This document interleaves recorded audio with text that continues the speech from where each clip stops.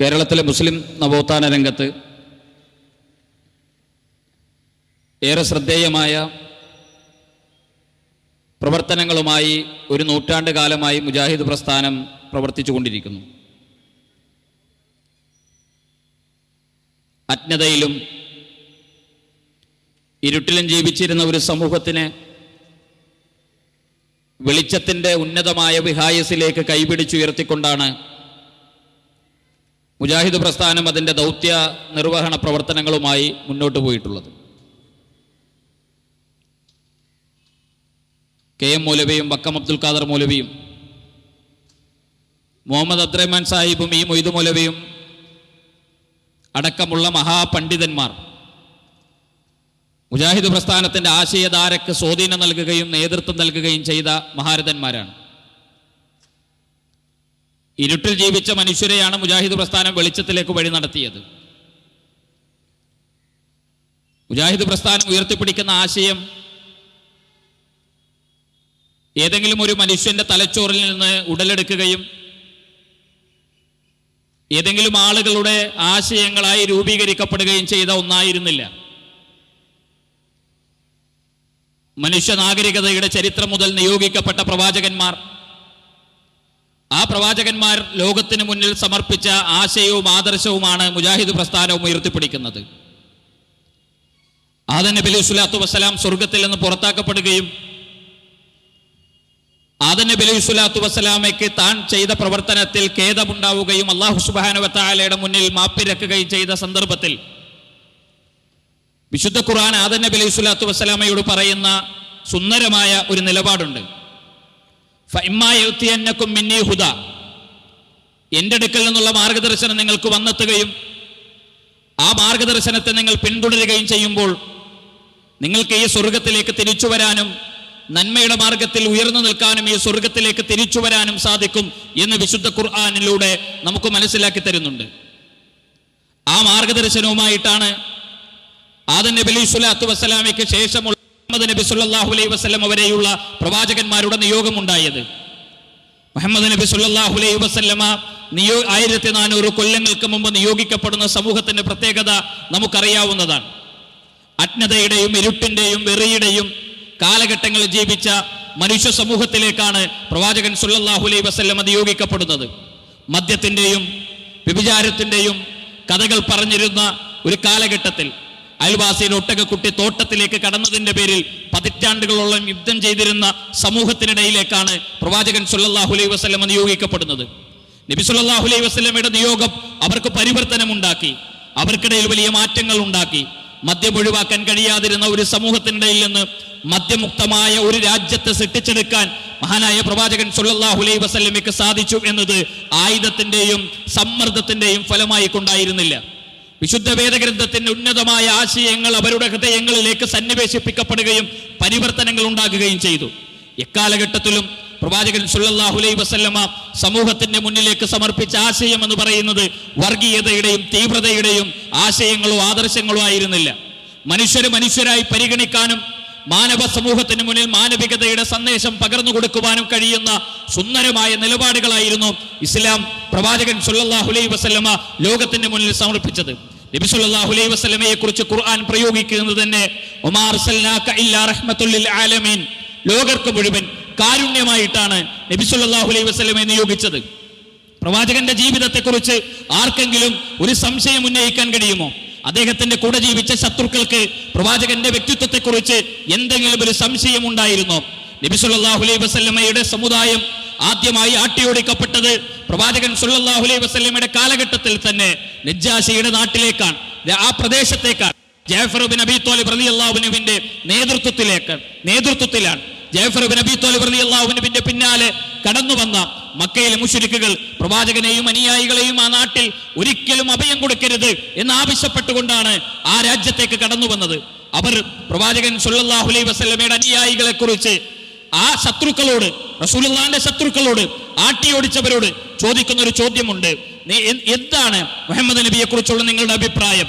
അവർ പറയുന്നുണ്ട് അദ്ദേഹത്തിന്റെ വ്യക്തിത്വത്തെ കുറിച്ച്, ഞങ്ങൾക്കിടയിൽ അൽ അമീൻ എന്നാണ് അദ്ദേഹം അറിയപ്പെടുന്നത്, ഞങ്ങൾക്കിടയിൽ സ്നേഹമാണ് അദ്ദേഹം പറയുന്നത്, ഞങ്ങൾക്കിടയിൽ സ്നേഹബന്ധങ്ങളുടെ കരുത്തിനെ കുറിച്ചാണ് അദ്ദേഹം സംസാരിക്കുന്നത്, മാതാപിതാക്കളും മക്കളും തമ്മിലുള്ള ബന്ധങ്ങളെ കുറിച്ച്, അയൽവാസികൾ തമ്മിലുള്ള കരുണയെക്കുറിച്ച്, പാവപ്പെട്ടവരോട് കരുണ കാണിക്കുവാനും വീണുപോകുന്നവരെ ചേർത്തു പിടിക്കുവാനും ആലംബം നഷ്ടപ്പെട്ടവർക്ക് അത്താണിയായും ഞങ്ങളുടെ പ്രവാചകൻ ആ പ്രവാചകൻ ഞങ്ങൾ ഈ സമുദായത്തെ ഉത്ബോധിപ്പിക്കുന്നുണ്ട് എന്നാണ് അവർക്ക് പറയാനുണ്ടായിരുന്ന മറുപടി. കാലങ്ങൾ ഒരുപാട് മുന്നോട്ട് പോയി. പ്രവാചക വിമർശനങ്ങളെ, ഇസ്ലാം വിമർശനങ്ങളെ ഒരിക്കലും ഇസ്ലാം ഭയപ്പെടുകയോ മാറ്റി നിർത്തുകയോ ചെയ്തിട്ടില്ല. 14 നൂറ്റാണ്ടുകളായി തുടർന്നു വരുന്ന വിമർശനങ്ങളുണ്ട്. ആ വിമർശനങ്ങൾക്ക് തുടക്കം കുറിക്കുന്നത് എവിടെ നിന്നാണ് എന്ന് നിങ്ങൾക്കറിയുമോ? നബി സല്ലല്ലാഹു അലൈഹി വസല്ലമയുടെ ഇസ്ലാമിക പ്രബോധന പ്രവർത്തനങ്ങളുടെ തുടക്ക കാലഘട്ടങ്ങളിൽ തന്റെ അനുയായികളെ, തന്റെ കൂട്ടുകാരെ, തന്റെ ബന്ധുക്കളെ, തന്റെ കുടുംബങ്ങളെ ഒരുമിച്ച് കൂട്ടി മഹാനായ പ്രവാചകൻ സല്ലല്ലാഹു അലൈഹി വസല്ലമ ഒരു കുന്നിൻ മുകളിൽ എഴുന്നേറ്റ് നിൽക്കുന്ന ഒരു രംഗമുണ്ട് ചരിത്രത്തിൽ. റസൂലുള്ളാഹി അവരോട് ചോദിക്കുന്ന ഒരു ചോദ്യമുണ്ട്, നിങ്ങൾക്ക് എന്നെ കുറിച്ച് എന്താണ് നിങ്ങളുടെ അഭിപ്രായം? അവർ പറഞ്ഞ്, താങ്കൾ അൽ അമീനാണ്, ഞങ്ങളോട് ഇന്നുവരെ കള്ളം പറഞ്ഞിട്ടില്ല, ഞങ്ങളോട് ഇന്നുവരെ അസത്യം പറഞ്ഞിട്ടില്ല, ഞങ്ങൾ ഇന്നുവരെ മാനസികമായി താങ്കൾ വേദനിപ്പിച്ചിട്ടില്ല, ഞങ്ങൾക്കിടയിൽ ഭിന്നതയും വിഭാഗീയതയും ഒരിക്കലും താങ്കൾ പഠിപ്പിച്ചിട്ടില്ല, അതുകൊണ്ട് നിങ്ങൾ പറയുന്ന കാര്യങ്ങൾ മുഴുവൻ ഞങ്ങൾക്ക് വിശ്വാസമാണ് എന്നായിരുന്നു പ്രവാചകനോട് അവരുടെ മറുപടി. നബി സല്ലല്ലാഹു അലൈഹി വസല്ലമയുടെ അടുത്ത ചോദ്യം, എങ്കിൽ ഞാൻ നിങ്ങളോട് ഒരു കാര്യത്തെക്കുറിച്ച് ചോദിക്കട്ടെ, ഈ പർവ്വതത്തിന്റെ പിൻഭാഗത്ത് നിന്ന് ഒരു വലിയ സൈന്യം നിങ്ങൾ ആക്രമിക്കാൻ വരുന്നുണ്ട് എന്ന് ഞാൻ പറഞ്ഞാൽ നിങ്ങൾ വിശ്വസിക്കുമോ? അവർ പറഞ്ഞു, ഞങ്ങൾ വിശ്വസിക്കും. കാരണം ഇന്നുവരെ കള്ളം പറയാത്ത, ഇന്നുവരെ മനുഷ്യരോട് അനീതി കാണിക്കാത്ത, ഒരാളുടെ പോലും ഒരു തരി പോലും കവർന്നെടുക്കാത്ത, സ്വന്തം നാവുകൾ കൊണ്ട് ഇന്നുവരെ ഒരു വൃത്തികേടുകൾ പോലും പറയാത്ത, ആലോചിക്കാത്ത അങ്ങയെക്കുറിച്ച് ഞങ്ങൾ എന്തിനാണ് സംശയിക്കേണ്ടത്? ഞങ്ങളത് വിശ്വസിക്കും. നബി സല്ലല്ലാഹു അലൈഹി വസല്ലമയുടെ അടുത്ത ചോദ്യം, എങ്കിൽ ആകാശഭൂമികളെ സൃഷ്ടിച്ച, അഖില ചരാചരങ്ങൾ അണിയിച്ചൊരുക്കിയ, അരിമണികൾ ആകാശത്ത് വാരി വിതറിയതുപോലെ നക്ഷത്രജാലങ്ങളെ സംവിധാനിച്ച, വായുവും വെള്ളവും വെളിച്ചവും നിങ്ങൾക്ക് ഒരുക്കി തരുന്ന സർവ്വലോക സൃഷ്ടാവായ ഒരു രക്ഷിതാവിനെ ഞാൻ നിങ്ങൾ ഓർമ്മപ്പെടുത്തുന്നു എന്ന് പറയുമ്പോൾ ഒരു മനുഷ്യ മുന്നിൽ നിന്ന് എഴുന്നേറ്റ് നിന്നു. അയാൾ പറഞ്ഞു, തബ്ബല്ലക യാ മുഹമ്മദ്, മുഹമ്മദേ നിനക്ക് നാശം, നീ ഇതിനാണോ ഞങ്ങൾ ഒരുമിച്ച് കൂട്ടിയത്? പ്രവാചക നിന്ദയുടെയും പ്രവാചക വിമർശനത്തിന്റെയും ഇസ്ലാം വിമർശനത്തിന്റെയും തുടക്കം നമുക്ക് ആ ചരിത്രത്തിൽ നിന്ന് വായിക്കാൻ കഴിയും. അബൂജഹലായിരുന്നു ആ നിയോഗവുമായി രംഗത്ത് വന്നത്. അബൂജഹലും അബൂലഹബും അടക്കമുള്ള മക്കയിലെ ഖുറൈശ് പ്രമുഖന്മാർക്കൊരിക്കലും അത് ഉൾക്കൊള്ളാൻ കഴിയുമായിരുന്നില്ല. ഞാൻ ചരിത്രം വിശദീകരിക്കുന്നില്ല. കാലം മുന്നോട്ട് നീങ്ങി ഇസ്ലാമിനെ തകർത്തെറിയാൻ എത്രയോ ശക്തികൾ ശ്രമിച്ചിട്ടുണ്ട്. വിശുദ്ധ ഖുർആനിനെ ആക്ഷേപിക്കുവാനും തകർത്തെറിയുവാനും പരിശ്രമിച്ചവരുണ്ട്. ഖുർആൻ അവർക്ക് മുന്നിൽ തുറന്ന പുസ്തകമാണ്. വെല്ലുവിളികളോടുകൂടി വിശുദ്ധ ഖുർആൻ ജ്വലിച്ചു നിൽക്കുന്നു. വിശുദ്ധ ഖുർആനിലെ ആയത്തുകളിൽ ഏതെങ്കിലും ഒരായത്ത് ഈ ലോകത്തിന്റെ മാനവീയതക്ക് നിരക്കാത്തതാണ് എന്ന് തെളിയിക്കാൻ വിശുദ്ധ ഖുർആനിന്റെ വെല്ലുവിളി ചരിത്രത്തോടാണ്, നാഗരികതകളോടാണ്. ഇന്ന് വരെ ഖുർആനിന്റെ വെല്ലുവിളി സ്വീകരിക്കാൻ ആർക്കും കഴിഞ്ഞിട്ടില്ല എന്നത് വസ്തുതയാണ്. കാലങ്ങൾ ഒരുപാട് കഴിഞ്ഞുപോയി. ഇസ്ലാം വിമർശനത്തിന്റെ രൂപം മാറി, ഇസ്ലാം വിമർശനത്തിന്റെ ഭാവം മാറി. പ്രവാചകനെ വ്യക്തിപരമായി ആക്ഷേപിച്ച് മതവിശ്വാസികളുടെ മനസ്സുകളെ കുത്തിനോവിച്ച് മതയുക്തിവാദികളും നാസ്തികന്മാരും രംഗത്ത് വരുന്ന പുതിയ കാലഘട്ടമാണ് നമുക്ക് മുന്നിൽ ഉള്ളത്. വിശുദ്ധ ഖുർആനെ പച്ചക്ക് ദുർവ്യാഖ്യാനം ചെയ്യുന്ന നാസ്തിക മതയുക്തിവാദികൾ, മനുഷ്യത്വം എന്തെന്നറിയാത്ത, മാനവികതയുടെ മനസാക്ഷികളെ കുറിച്ച് ചിന്തിക്കാൻ കഴിയാത്ത അവർക്ക് ഈ വിശ്വാസങ്ങൾ എതിർക്കുവാനുള്ള സ്വാതന്ത്ര്യമുണ്ട്. ഈ രാജ്യത്തുള്ള മനുഷ്യർക്ക് ഇസ്ലാം മതത്തെ വിമർശിക്കുവാനുള്ള അവകാശവുമുണ്ട്. ഈ ഭരണഘടന നൽകുന്ന അവകാശമാണ്. പക്ഷേ പുതിയ കാലഘട്ടത്തിലെ നാസ്തികവാദികളുടെ വിമർശനം എന്ന് പറയുന്നത് ഈ ഭരണഘടനയ്ക്കും നാഗരികതയ്ക്കും മനുഷ്യത്വത്തിനും യോജിച്ച വിമർശനങ്ങളാണോ അവർ ഉന്നയിക്കുന്നത് എന്ന് നാം ആലോചിച്ചു നോക്കേണ്ടതുണ്ട്.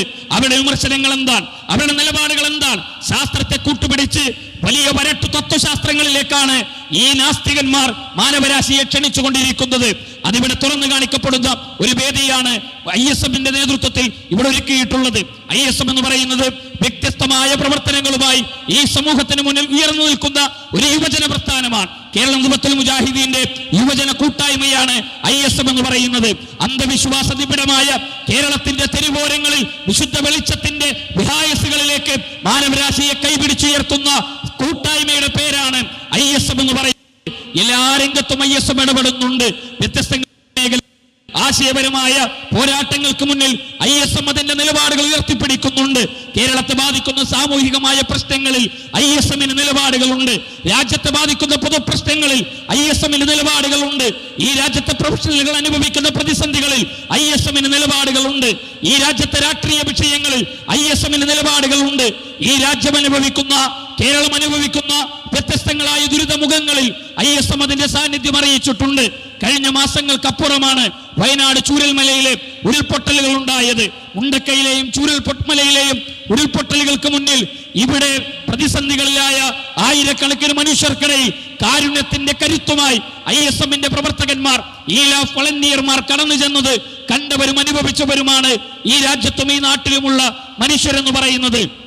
ഞാൻ ദീർഘമായി എന്റെ സംസാരം കൊണ്ടുപോകാൻ ആഗ്രഹിക്കുന്നില്ല. വേദനിക്കുന്ന ലോകത്തെ മനുഷ്യർക്കൊപ്പമാണ് മുജാഹിദ് പ്രസ്ഥാനമുള്ളത്. വേദനകൾ അനുഭവിക്കുന്ന മനുഷ്യർക്കൊപ്പമാണ്. റോഹിംഗ്യയിലെ മുസ്ലിം സഹോദരങ്ങളുടെ വേദനകൾക്കൊപ്പമാണ്. ഫലസ്തീനിലെ വേദനിക്കുന്ന മനുഷ്യരുടെ കൂടെയാണ് ISM അതിന്റെ നിലപാടുകളും എക്കാലഘട്ടത്തിലും ഉയർത്തിപ്പിടിച്ചിട്ടുള്ളത്. പോരാട്ട ഭൂമികളിൽ വേദനിക്കുന്ന മനുഷ്യരുടെ കൂടെ നിന്ന് അവരുടെ കൈപിടിച്ചുകൊണ്ടാണ് മുജാഹിദ് പ്രസ്ഥാനത്തിന്റെ ദൗത്യ നിർവഹണം മുന്നോട്ട് പോയിട്ടുള്ളത്. ഫലസ്തീനിലെ ഉപരോധിക്കപ്പെടുന്ന ജനതകളുടെ മനസ്സിന്റെ കൂടെയാണ്.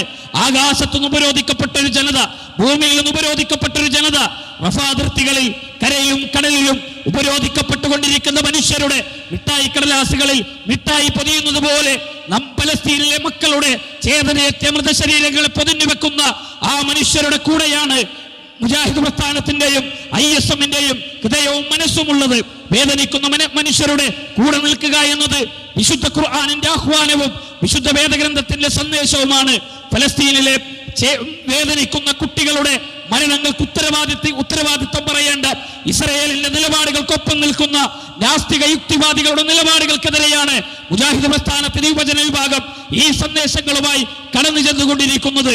ബുദ്ധിശാലികളെന്ന് ലോകത്തെ പരിചയപ്പെടുത്തുന്നവർ ചെങ്കിസ് ഖാനെ മുസ്ലിമാക്കാൻ ശ്രമിക്കുന്ന വിവരദോഷികൾക്കെതിരെയാണ് മുജാഹിദ് പ്രസ്ഥാനത്തിന്റെ യുവജന ഘടകം ഈ നിലപാടുകളുമായി മുന്നോട്ട് പോയിക്കൊണ്ടിരിക്കുന്നത് എന്ന തിരിച്ചറിവ് നിങ്ങൾക്കുണ്ടാകണം. ഇതൊരു തുടക്കമാണ്. കേരളത്തിന്റെ തെരുവുകളിൽ നാസ്തിക യുക്തിവാദികൾ വിചാരണ ചെയ്യുന്ന ആശയ പോരാട്ടത്തിന്റെ തുടക്കമാണ് കോഴിക്കോട് മുതലക്കുളം മൈതാനിയിൽ ISMന്റെ നേതൃത്വത്തിൽ ഇവിടെ ആരംഭിക്കപ്പെടാൻ പോകുന്നത്.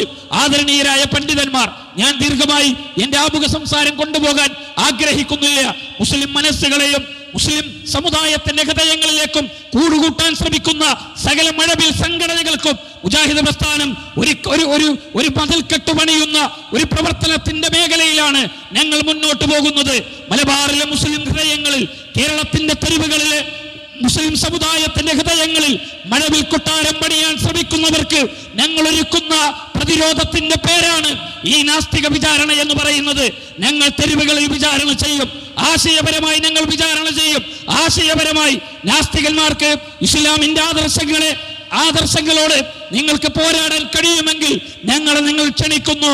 ഈ ആശയ പോരാട്ടങ്ങൾക്ക് നിങ്ങൾ തയ്യാറാണെങ്കിൽ ആശയ പോരാട്ടങ്ങളുമായി കേരളത്തിന്റെ തെരുവോരങ്ങളിൽ മുജാഹിദ് പ്രസ്ഥാനം അതിന്റെ ദൗത്യ നിർവഹണവുമായി മുന്നോട്ട് പോകുമെന്നാണ് എനിക്ക് സൂചിപ്പിക്കാനുള്ളത്.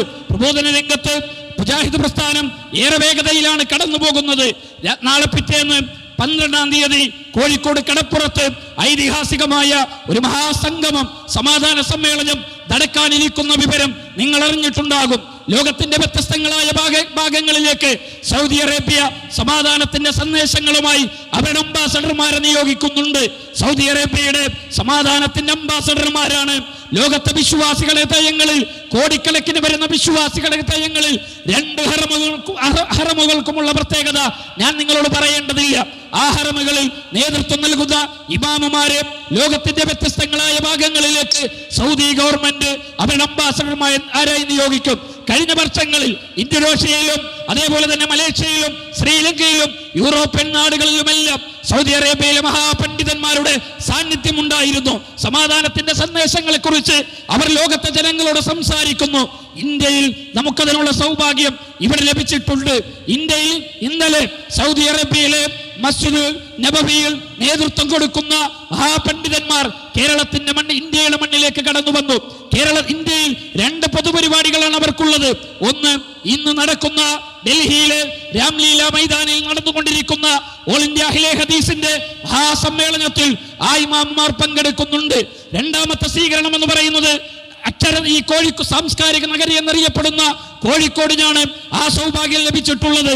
അതിനാതിഥേയത്വം വഹിക്കുന്നത് കേരള ദഅവത്തുൽ മുജാഹിദീനാണ്. മുജാഹിദ് പ്രസ്ഥാനത്തിന്റെ സമാധാന സമ്മേളനം ചൊവ്വാഴ്ച വൈകുന്നേരം 5 മണി മുതൽ കോഴിക്കോട് ബീച്ചിലാണ് നടക്കുന്നത്. കോഴിക്കോട് കടപ്പുറത്താണ് ആ മഹാസംഗമം നടക്കുന്നത്. ഡോക്ടർ അബ്ദുറഹ്മാൻ അൽ ബുഐജാൻ ആണ്, അദ്ദേഹമാണ് അവിടെ ആ സമാധാന സമ്മേളനം ഉദ്ഘാടനം ചെയ്യുന്നതും അന്നത്തെ നമസ്കാരങ്ങൾക്ക് നേതൃത്വം കൊടുക്കുന്നതും. മുഴുവൻ ആളുകളുടെയും പങ്കാളിത്തവും സാന്നിധ്യവും ഉണ്ടാകണം എന്ന് ഞാൻ ഓർമ്മപ്പെടുത്തുകയാണ്, ക്ഷണിക്കുകയാണ്. അതോടൊപ്പം കേരളത്തിലെ വ്യത്യസ്തങ്ങളായ സ്ഥാപനങ്ങൾ, മുജാഹിദ് പ്രസ്ഥാനത്തിന്റെ സ്ഥാപനങ്ങൾ ആ നേതൃത്വം സന്ദർശിക്കുന്നുണ്ട് തുടർന്നുള്ള ദിവസങ്ങളിൽ. ഞാനതിൽ ആ ഭാഗം ദീർഘമായി കൊണ്ടുപോകാൻ ആഗ്രഹിക്കുന്നില്ല. മുഴുവൻ സഹോദരങ്ങളും മുഴുവൻ സ്നേഹിതന്മാരും ഈ 12-ാം തീയതി കോഴിക്കോട് കടപ്പുറത്ത് നടക്കുന്ന മുജാഹിദ് പ്രസ്ഥാനത്തിന്റെ സമാധാന സമ്മേളനത്തിലേക്ക് പങ്കെടുക്കണമെന്നും എത്തിച്ചേരണമെന്നും ആവശ്യപ്പെടുകയാണ്. ഞാൻ എന്റെ കർത്തവ്യത്തിലേക്ക് കടക്കുകയാണ്. നമ്മുടെ ഈ നാസ്തിക വിചാരണ, കേരളത്തിന്റെ തെരുവുകളിൽ നാസ്തികന്മാരെ വിചാരണ ചെയ്യുന്ന, തെരുവ് വിചാരണ ചെയ്യുന്ന ഈ ആദർശ പോരാട്ടത്തിന്റെ സമ്മേളനത്തിൽ അധ്യക്ഷത വഹിക്കുന്നത് ISMന്റെ ആദരണീയനായ സംസ്ഥാന പ്രസിഡന്റ് ഷരീഫ് മേലേതിൽ അവറുകളാണ്. അദ്ദേഹത്തെ ആദരപൂർവ്വം ഞാൻ ഈ വേദിയിലേക്ക് സ്വാഗതം ചെയ്യുകയാണ്. അതോടൊപ്പം ഈ സംഗമത്തിൽ ആശംസകൾ അറിയിച്ച് നമ്മളോട് സംസാരിക്കുന്ന കേരള ദഅവത്തുൽ മുജാഹിദീന്റെ കോഴിക്കോട് സൗത്ത് ജില്ലയിലെ സമാദരണീയരായ നേതാക്കന്മാർ, ISMന്റെ പ്രിയപ്പെട്ട സഹപ്രവർത്തകന്മാർ എല്ലാവരെയും ഈ വേദിയിലേക്ക് സ്വാഗതം ചെയ്യുന്നു. നമ്മളോട് ഇന്നിവിടെ സംസാരിക്കുന്നത് കേരളത്തിലെ നാസ്തിക ആശയ പ്രചരണം നടത്തുന്ന, ആശയ ദാരിദ്ര്യത്തിന്റെ പടുകുഴികളിലേക്ക് ആപതിക്കപ്പെട്ടു പോയ നാസ്തിക തമ്പുരാക്കന്മാരുടെ ഹൃദയങ്ങളിലെ ഒരു കനലായി, ഒരു വേദനയായി അവരെന്നും കാണുന്ന കേരളത്തിലെ യുക്തിവാദ പ്രസ്ഥാനങ്ങളെ ചവറ്റുകൊട്ടകളിലേക്ക് വലിച്ചെറിയാൻ ഈ സമുദായത്തെ പഠിപ്പിച്ച നാസ്തിക വിമർശനങ്ങളിൽ ഒരുപാട് പുസ്തകങ്ങൾ എഴുതിയ, പ്രഭാഷണ വേദികളിൽ നിറസാന്നിധ്യമായ MM അക്ബർ സാഹിബാണ് ഈ വേദിയിൽ നമ്മളോട് അഭിസംബോധന ചെയ്യുന്നത്. ആദരപൂർവ്വം ഞാൻ അദ്ദേഹത്തെ ഈ സംഗമത്തിലേക്ക് സ്വാഗതം ചെയ്യുകയാണ്. ISMന്റെ സംസ്ഥാന വൈസ് പ്രസിഡന്റ് സുബൈർ പീഡിയക്കൽ വിഷയം അവതരിപ്പിച്ച് നമ്മളോട് സംസാരിക്കുന്നുണ്ട്. ആദരപൂർവ്വം അദ്ദേഹത്തെയും ഞാൻ ഈ വേദിയിലേക്ക് സ്വാഗതം ചെയ്യുകയാണ്. അതോടൊപ്പം മുസ്തഫ തൻവീർ അടക്കമുള്ള പ്രഭാഷണങ്ങൾ നിർവഹിക്കുന്ന മുഴുവൻ പണ്ഡിതന്മാരെയും ഈ വേദിയിലേക്ക് സ്വാഗതം ചെയ്യുന്നു. അതോടൊപ്പം അഷ്ടദിക്കുകളിൽ നിന്ന് നമ്മൾ ഈ പരിപാടി ആരംഭിക്കാൻ 5 മണിക്ക് ആരംഭിക്കണമെന്നാണ് നമ്മൾ വിചാരിച്ചത്. പക്ഷേ 4:30 മണിക്ക് തന്നെ മുതലക്കുളം മൈതാനിയെ ജനനിബിഡമാക്കി ഒഴുകിയെത്തിയ, ഈ വിഷയത്തിന്റെ ഗൗരവം ഉൾക്കൊണ്ട് ഒഴുകിയെത്തിയ എന്റെ പ്രിയപ്പെട്ട സഹോദരന്മാർ, ആദർശ ബന്ധുക്കൾ, സമുദായ പ്രവർത്തകന്മാർ, മുഴുവൻ ആളുകളെയും ഞാൻ ഈ സംഗമത്തിലേക്ക് ആദരപൂർവ്വം സ്വാഗതം ചെയ്യുകയാണ്. അള്ളാഹു നമ്മുടെ ഈ സൽക്കർമ്മങ്ങളെല്ലാം സ്വീകരിക്കുമാറാകട്ടെ എന്ന് പ്രാർത്ഥിച്ചുകൊണ്ട് ഈ വേദിയുടെ അധ്യക്ഷ സ്ഥാനത്തേക്ക് ISMന്റെ സംസ്ഥാന പ്രസിഡന്റിനെ ആദരപൂർവ്വം ക്ഷണിച്ചുകൊണ്ട് ഞാൻ എന്റെ വാക്കുകൾക്ക് വിരാമം കുറിക്കുന്നു. അള്ളാഹു അനുഗ്രഹിക്കുമാറാകട്ടെ. വൽഹംദുലില്ലാഹി റബ്ബിൽ ആലമീൻ.